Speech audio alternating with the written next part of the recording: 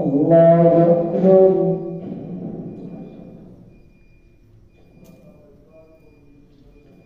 الحمد لله رب العالمين الرحمن الرحيم مالك يوم الدين إياك نعبد وإياك نستعين اهدنا الصراط المستقيم صراط الذين أنعمت عليهم غير المغضوب عليهم ولا الضالين الذين استجابوا لله والرسول من بعد ما أصابهم القرح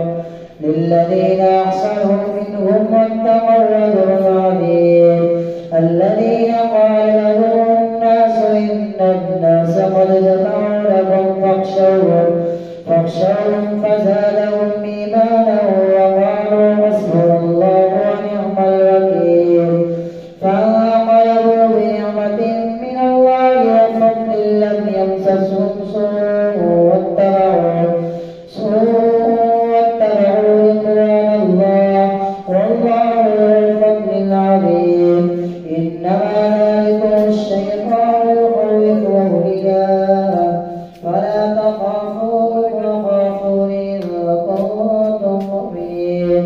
ولا يحزنك الذين يسارعون في الكفر إنهم لن يضروا الله شيئا يريد الله ألا يجعل لهم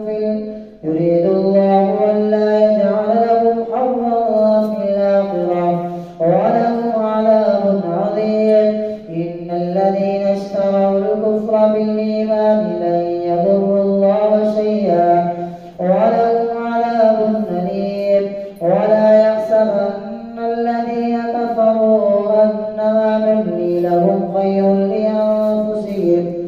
إنما نملي لهم ليزدادوا إثما ولهم عذاب مهين ما كان الله ليذر المؤمنين على ما أنتم عليه حتى يميز الخبيث من الطيب وما كان الله ليطلعكم على الغيب ولكن الله يجتبي من رسله من يشاء فآمنوا بالله ورسله وإن تؤمنوا وتتقوا فلكم أجر عظيم ولا يحسبن الذين يبخلون بما آتاهم الله من فضله هو خيرا لهم بل هو شر لهم سيطوقون ما بخلوا به يوم القيامة ولله ميراث السماوات والأرض والله بما تعملون خبير لقد سمع الله قول الذين قالوا إن الله فقير ونحن أغنياء سنكتب ما قالوا وقتلهم الأنبياء بغير حق ونقول للذين ظلموا ذوقوا عذاب الحريق ذلك بما قدمت أيديكم وأن الله ليس بظلام للعبيد الذين قالوا إن الله عهد إلينا ألا نؤمن لرسول حتى يأتينا بقربان تأكله النار قل قد جاءكم رسل من قبلي بالبينات وبالذي قلتم فلم قتلتموهم إن كنتم صادقين فإن كذبوك فقد كذب رسل من قبلك جاءوا بالبينات والزبر والكتاب المنير كل نفس ذائقة الموت وإنما توفون أجوركم يوم القيامة فمن زحزح عن النار وأدخل الجنة فقد فاز وما الحياة الدنيا إلا متاع الغرور لتبلغن في أموالكم وأنفسكم ولتسمعن من الذين أوتوا الكتاب من قبلكم ومن الذين أشركوا أذى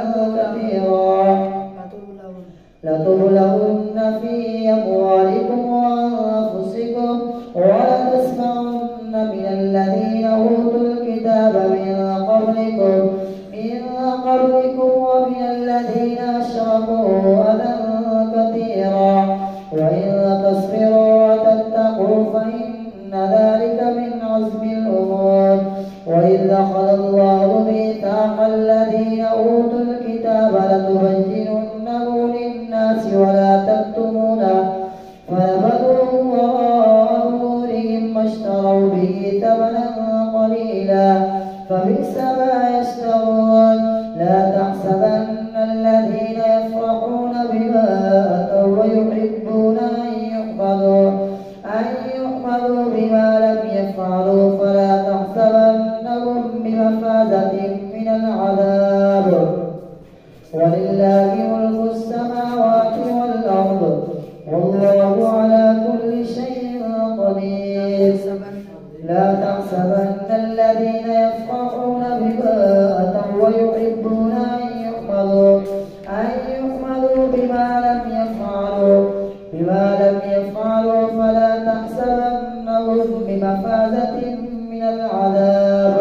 ولهم عذاب أليم. ولله ملك السماوات والأرض والله على كل شيء قدير. إن في خلق السماوات والأرض واختلاف الليل والنهار لآيات لأولي الألباب الذين يذكرون الله قياما وقعودا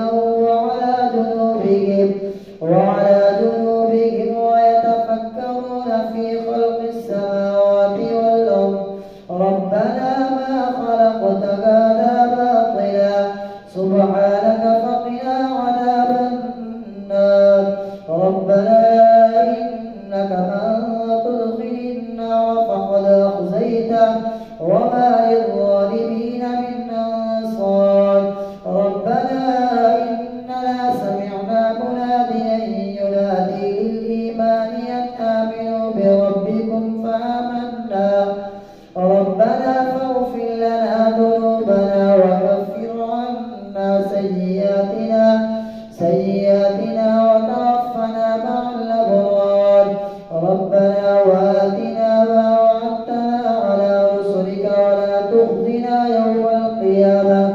إنك لا تخلف الميعاد. فاستجاب لهم ربهم أني لا أضيع عمل عامل منكم من ذكر أو أنثى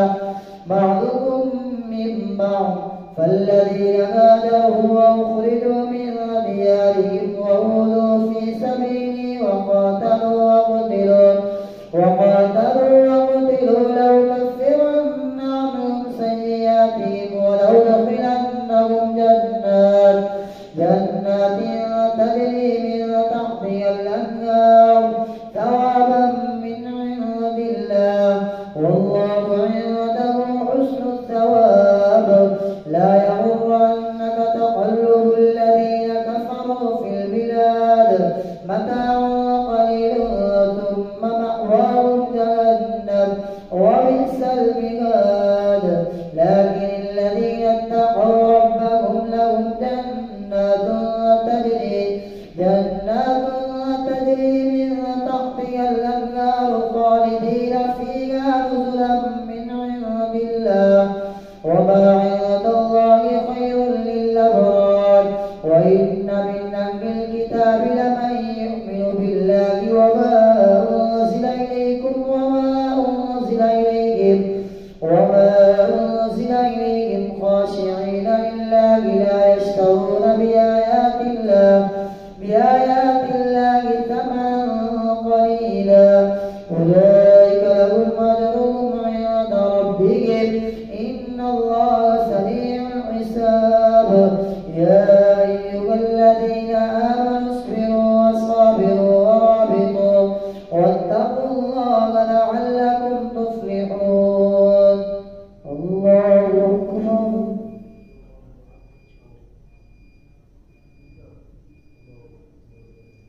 سمع الله لمن حمده. الله أكبر. الله أكبر. الله أكبر. الله أكبر. الحمد لله رب العالمين.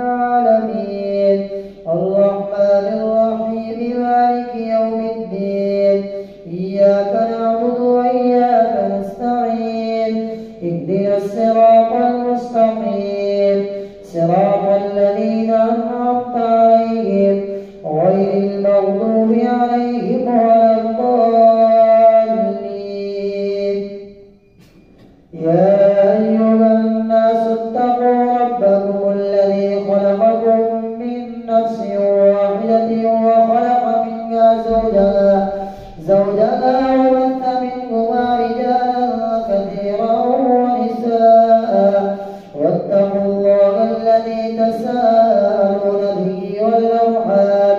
إن الله كان عليكم رقيبا وآتوا اليتامى أموالهم ولا تتبدلوا الخبيث بالطيب ولا تأكلوا أموالهم إلى أموالكم إنه كان حوبا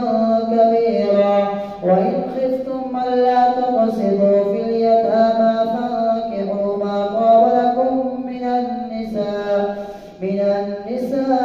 مثنى وثلاث ورباع فإن خفتم ألا تعدلوا فواحدة أو ما ملكت أيمانكم ذلك أدنى ألا تعولوا وآتوا النساء صدقاتهن نحلة فإن طبن لكم عن شيء منه نفسا فكلوه هنيئا مريئا ولا تؤتوا السفهاء أموالكم التي جعل الله لكم قياما وارزقوهم فيها واكسوهم وقولوا لهم قولا معروفا وابتلوا اليتامى حتى إذا بلغوا النكاح فإن آنستم منهم رشدا فادفعوا إليهم أموالهم ولا تأكلوها إسرافا وبدارا أن يكبروا ومن كان غنيا فليستعفف ومن كان فقيرا فليأكل بالمعروف فإذا دفعتم إليهم أموالهم فأشهدوا عليهم وكفى بالله حسيبا للرجال نصيب مما ترك الوالدان والأقربون وللنساء نصيب مما ترك الوالدان والأقربون مما قل منه أو كثر نصيبا مفروضا وإذا حضر القسمة أولو القربى واليتامى والمساكين فارزقوهم منه وقولوا لهم قولا معروفا وابتلوا اليتامى وقولوا لهم قولا معروفا وليخشى الذين لو تركوا من خلفهم ذرية ضعافا خافوا عليهم فليتقوا الله وليقولوا قولا سديدا إن الذين يأكلون أموال اليتامى ظلما إنما يأكلون في بطونهم نارا وسيصلون سعيرا يوصيكم الله في أولادكم للذكر مثل حظ الأنثيين فإن كن نساء فوق اثنتين فلهن ثلثا ما ترك وإن كانت واحدة فلها النصف ولأبويه لكل واحد منهما السدس مما ترك إن كان له ولد فإن لم يكن له ولد وورثه أبواه فلأمه الثلث فإن كان له إخوة فلأمه السدس من بعد وصية يوصي بها أو دين آباؤكم وأبناؤكم لا تدرون أيهم أقرب لكم نفعا فريضة من الله إن الله كان عليما حكيما ولكم نصف ما ترك أزواجكم إن لم يكن لهن ولد فإن كان لهن ولد فلكم الربع مما تركن من بعد وصية يوصين بها أو دين ولهن الربع مما تركتم إن لم يكن لكم ولد فإن كان لكم ولد فلهن الثمن مما تركتم من بعد وصية توصون بها أو دين وإن كان رجل يورث كلالة أو امرأة وله أخ أو أخت فلكل واحد منهما السدس فإن كانوا أكثر من ذلك فهم شركاء في الثلث من بعد وصية يوصى بها أو دين غير مضار وصية من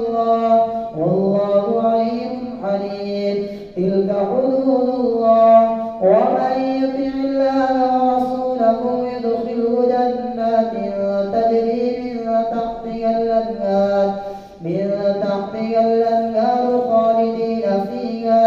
وذلك الفوز العظيم. ومن يعص الله ورسوله ويتعد حدوده يدخله نارا خالدا فيها وله عذاب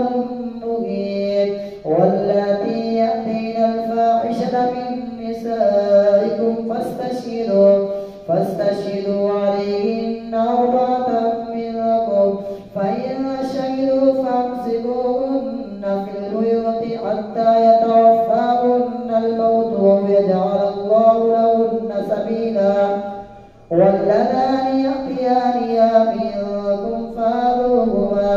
فإن تابا وأصلحا فأعرضوا عنهما إن الله كان توابا رحيما. إنما التوبة على الله للذين يعملون السوء بجهالة ثم يتوبون من قريب فأولئك يتوب الله عليهم وكان الله عليما حكيما. وليست التوبة للذين يعملون السيئات حتى إذا حضر أحدهم الموت قال إني تبت الآن ولا الذين يموتون وهم كفار أولئك أعتدنا لهم عذابا أليما. يا أيها الذين آمنوا لا يحل لكم أن ترثوا النساء كرها ولا تعبدوهن لتذهبوا ببعض